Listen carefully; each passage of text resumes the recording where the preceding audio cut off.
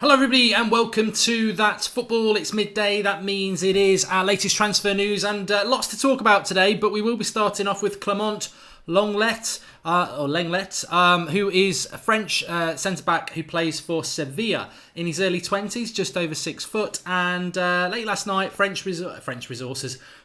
sources saying that Manchester United had put a concrete bid in for Lenglet. Now remember, this will be something that maybe triggers in Manchester United fans' minds when they remember that you tell me Sevilla players don't get in my team? Jose Mourinho off on one, and he did come out with those words when United got knocked out by Sevilla, and he was saying there are Sevilla players that get in my team, and a lot of people always felt, well, does that mean that Jose, the political manipulator that he is, will actually back that statement up and go and buy a Sevilla player? And if you're looking at a Sevilla player that you want to bring to Manchester United, then this lad's quite good. He's quite young. I mean, what I would say straight away is that he's a similar sort of age to Lindelof, with a similar sort of background to Lindelof, and look how Lindelof's gone. So it's like, But having said that, he's a talented young man, and yes, he dealt with United very easily, and he certainly dealt with Lukaku very easily, and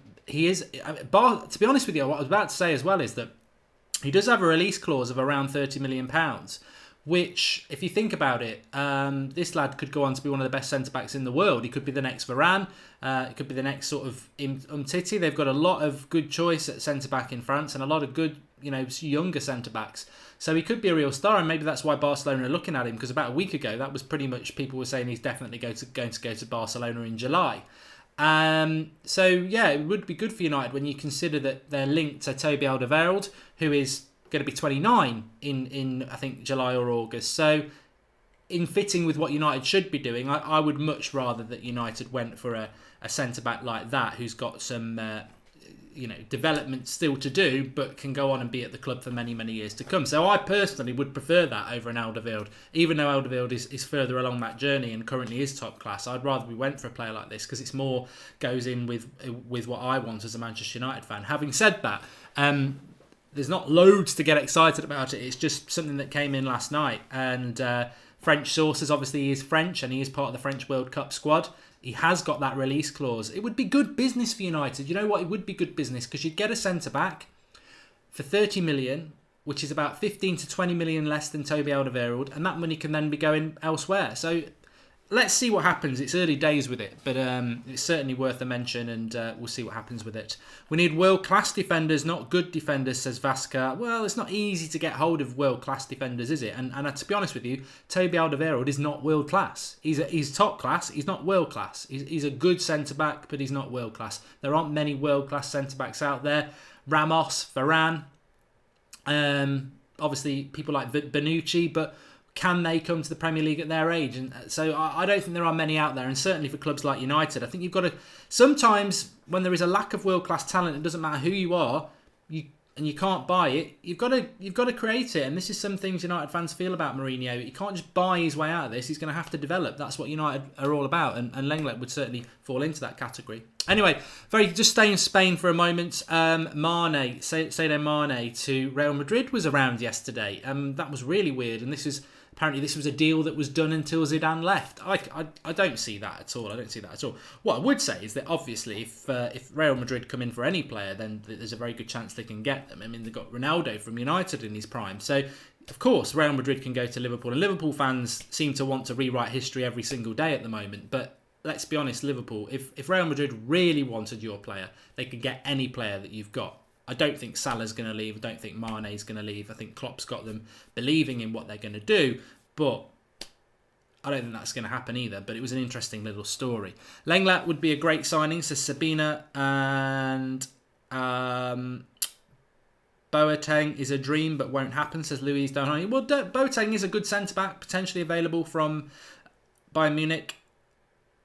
And Sean McNally, I was just about to come to that. He says, did you see that Zidane left because of disputes with the president about Hazard and De Gea? I did see that. I was going to mention it as well. It may well come up on this list that I've got. That well, here we go. Zidane resigned over plans for the summer transfer window. The club wanted to pursue De Gea and Zidane, but Zidane did not. He was also frustrated his interest in Hazard but was not supported. See, I'd read something completely different. I'd heard that Zidane wanted De Gea and Hazard and the club wouldn't back him, but that was in the Sun. They're saying that he didn't want De Gea. But whatever, he's gone, isn't he? And I don't think De Gea is going to Real Madrid anyway. Talking about Man City, not got the Mahrez from Leicester deal over the line yet, but there's talk that Leicester would quite like Patrick Roberts, who's 21, from Manchester City in return. Tottenham boss has appeared to turn down the Real Madrid job because he didn't want to be labelled a mercenary. That was in the Daily Mail. Arsenal are considering a move for Marouane Fellaini, the 30-year-old Belgian midfielder who will be out of contract at Manchester United at the end of the month. In the Mirror, but also in the Times yesterday. Quite a few people talking about that. The understanding with Fellaini is that he has a numerous... I mean, this is just taking a collection of stories. Obviously, I'm a United fan. Over the last 2 months, in relation to Fellaini, we can pretty much know that United had a contract on the table that he doesn't want to sign. He's out of contract. There's always been Turkish interest. He's spoken about China, and now you're getting Arsenal. So I think he's going to go. It's just a case of where the talk from the Times was that Arsenal would speak with Fellaini tomorrow. Also talk of AC Milan having an offer for him as well. Portuguese right back Diogo Dalot will have a medical at United this week before joining the club. That's been heavily reported. Still no official signing of Fred, although it is expected today. Part of me starting to think that maybe they'll do a double signing, double unveiling, because Dalot doesn't really have a lot of experience or pedigree behind him yet. He's a real potential signing. So do you have him revealed on his own, or being a young lad, is it better to just do double signings like United have done in the past? And I think they might go with that. Chelsea's hope of retaining Eden Hazard have been strengthened by Zidane's decision to leave Real Madrid. The Frenchman had told the Spanish Giants to move for the 27-year-old Belgian player maker this summer. Don't know why it's been strengthened. That's in the London Evening Standard. Obviously, this Socrates player, I'm not going to try and do his second name, yet to be confirmed as an Arsenal player, but looks like he'll be joining from Borussia Dortmund for about £16 million. There was some report from his father that he turned down Manchester United. Aaron Ramsey did the same. It didn't do him much good, did it? He's still not won a Premier League title, so maybe he's going to Arsenal because he's a bit of a, doesn't like pressure, so he wants to just go to Arsenal and have an easy life. I don't know. I don't know, a bit weird, but I never trust those sort of things anyway. West Ham have bid €38 million for Lazio's Brazilian midfielder Felipe Anderson, but it's been rejected. That's in the Gazzetta dello Sport. Interesting, Felipe Anderson, I know quite a lot about him, not part of the Brazilian squad, but he's been over in Lazio for probably about 3 years now. Up and down player, but I've always thought he's quite good, quite fast, can play on either flank, got a good shot on him. Be interested to see him in the Premier League. There was a time when he was linked to bigger clubs than West Ham. And Crystal Palace are ready to let Christian Benteke go this summer. Spent a lot of money on him, didn't make the Belgian squad, so it'll be interesting to see where he goes. I would imagine probably be moving abroad. And Wolves are interesting. I just want to say that right now, just so that people know that I've said it. Wolves are going to be... I predicted this in January, and I will say it again now. Wolves will finish in the top 10 comfortably this season. They're a really good team. George Mendes, who is Jose Mourinho's agent, is getting them a lot of young talent. They're looking to spend quite a lot of money. They were linked to some right back yesterday for like £30 million. They've got money to spend. They've got a good ownership structure. They blasted the Championship last season. They'll finish in the top 10. I wouldn't even be surprised. 7th, they might go for that. In fact, Arsenal might need to be careful. They might even have 6th, but definitely they'll be in the top 10. Wolves, don't think Wolves are just your standard promoted team next season. They've got a lot of infrastructure behind them, and they're going to do well. They're going to do well. Talisca, says James McKenzie, thinks he's better than Fred. No. Even based on the 2 leagues they're playing in, Talisca's only done it in the Turkish league, and Fred's done it in the Champions League. So, I think Fred's and they're different players. Talisca's more of an attacker, whereas Fred's more box to box and can play more defensively as well. Vasquez says he wouldn't have wanted Socrates at Manchester United anyway.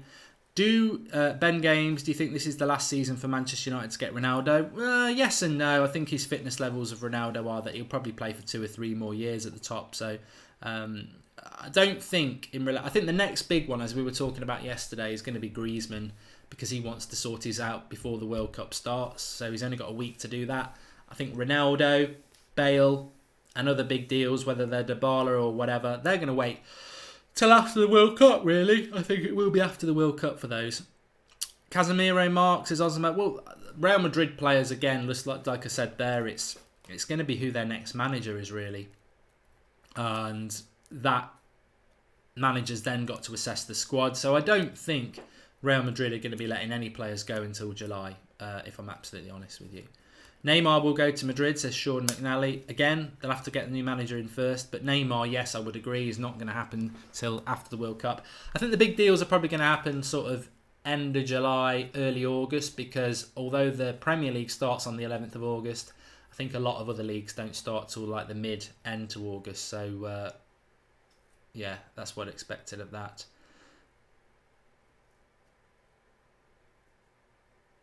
We've spoken about Fellaini, yeah. I think United will sign at least one big player, says Christopher White. Yeah, they're after Mandzukic, aren't they? Oh, I know what you mean. I'm only joking. Hala Madrid says he wouldn't mind selling Casemiro. Well, I think there's going to be a big rebuild at Real Madrid anyway. It's probably the worst job to go for in the world at the moment, which that sounds ridiculous, but they've won back-to-back Champions League, and you're taking over from a manager who's done that. If you don't win the Champions League next year, you're probably going to get the sack, and that's ridiculous, isn't it? So it's a very, very tough job to go for, and I would wonder if they would go with someone like Wenger, but we'll see. Richard Thatcher thinks that Bale will be sorted when they have a new manager because he's not playing in the World Cup. Yeah, Bale could be sorted towards the end of the month, I suppose, but they've got to get the new manager in first. They've got to get the new manager in. Bacon Balls, do I think that Griezmann will sign for Wolves? Never say never in football, but I don't think so. And David De Gea says that Allegri has rejected Madrid, so chances are narrow. I mean, I did see a scenario where Allegri goes to Real Madrid and then Zidane goes to Juventus. That would have suited a lot of people, but Conte, potentially, says Kunal. That could be the hold-up because we have a situation where Chelsea are trying to get rid of Conte, and then when Conte goes, could happen. I will be doing FIFA today. There's a few people asking. Apologies yesterday, something came up that I had to sort out, and it was a long day, and I just didn't get the spare hour to do it. But I will be doing FIFA today at about 1 o'clock. So join me for that on my channel, Goldbridge Livestream. I'm either going to do Colombia or Portugal challenge, or I'm going to have a go at FIFA Ultimate Team. I need to have a quick look. So that'll be on my channel, Goldbridge Livestream, 1 o'clock today. Anyway, thanks everyone for watching. It's been working on some really interesting things actually today for the World Cup on this channel. So we're not far off. It's getting closer and closer. Really excited about it. Of course, we've got a watch along on Thursday night for England, Costa Rica. Xander's back tomorrow, so that'll mean we'll be able to double the output again and go back to doing the 7:30 sort of transfer interaction and all that. I'll still be doing the midday shows, and me and Xander are going to get our heads together tomorrow and sort out our schedule, because we're going to try and cover every single World Cup game watch along. So I hope you're going to join us for it. It's going to be fun. Get some snacks. Get some good topics as well, because some of them might be boring. But yeah, remember to keep spreading the word. Subscribe to the channel. Lots going on here. Really excited about it. And remember, everybody's welcome. It doesn't matter who you support. Everybody's welcome. We've got the World Cup to look forward to. Loads and loads of transfer news and things going on. And exciting next season. So get involved with That's Football. You're all very, very welcome. And we're really excited about what we've got planned for the future. And I hope you are as well. Speak to you all soon. Thanks for watching.